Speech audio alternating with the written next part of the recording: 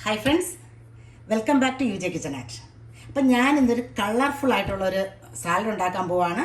എന്തിൻ്റെ കൂടെയും വിളമ്പാൻ പറ്റുന്ന ഒരു നല്ല സാലഡാണ്. വളരെ ഹെൽത്തിയുമാണ്, വളരെ കളർഫുള്ളാണ്. നമുക്ക് ഗസ്റ്റൊക്കെ വരുമ്പോഴത്തേക്കും ഒരു അട്രാക്റ്റീവ് കളറിൽ ഒരെണ്ണം നമുക്ക് വിളമ്പാം.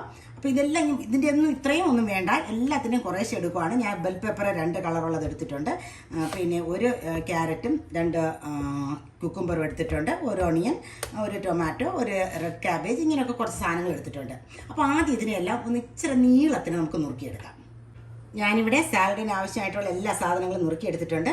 ആദ്യം നമുക്ക് ഈ ഒരു പകുതി സവോള ഉള്ളത് നമുക്ക് ഒന്ന് സ്ലൈസ് ചെയ്ത് ഒരു പാത്രത്തിലിട്ട് കൈ കൊണ്ടൊന്ന് ഞെരടിയെടുക്കാം.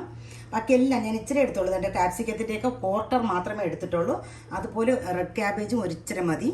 നമുക്ക് ഒരു 2 കുക്കുംബർ എടുത്തിട്ടുണ്ട്. കുക്കുംബറാണ് ഇച്ചിരി കൂടുതൽ വേണ്ടത്, ബാക്കിയെല്ലാം കുറേശ്ശെ മതി കേട്ടോ. ഞാൻ ആ പകുതി സവോള സ്ലൈസ് ചെയ്ത് ഒരു പാത്രത്തിലിട്ടിട്ടുണ്ട്.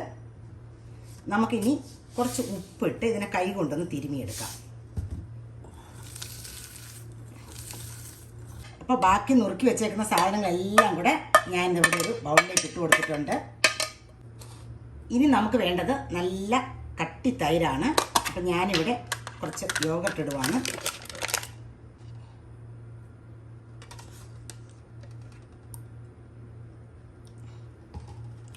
ഇനി നമുക്കിതിനൊന്ന് മിക്സ് ചെയ്തെടുക്കാം. ഇതിപ്പോൾ നല്ല കട്ടി തൈരായത് കാരണം നല്ല കട്ടിയായിട്ടിരിക്കും. അപ്പോൾ അത് ഇച്ചിരി ഒന്ന് ലിക്വിഡ് ആക്കാൻ വേണ്ടിയിട്ട് നമുക്ക് ശകലം മോരും കൂടെ ഒഴിച്ചു കൊടുക്കാം, അത് കട്ടി കുറഞ്ഞത്.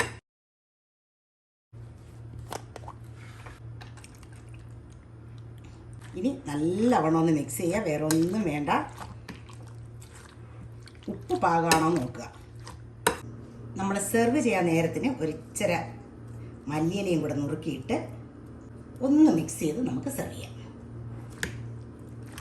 അപ്പോൾ ഇങ്ങനെ ഉണ്ടാക്കി നോക്കിയിട്ടില്ലാത്തവരുണ്ടാക്കി നോക്കുക. വളരെ ടേസ്റ്റിയും എളുപ്പമായിട്ടുള്ള ഒരു സാലഡാണ്.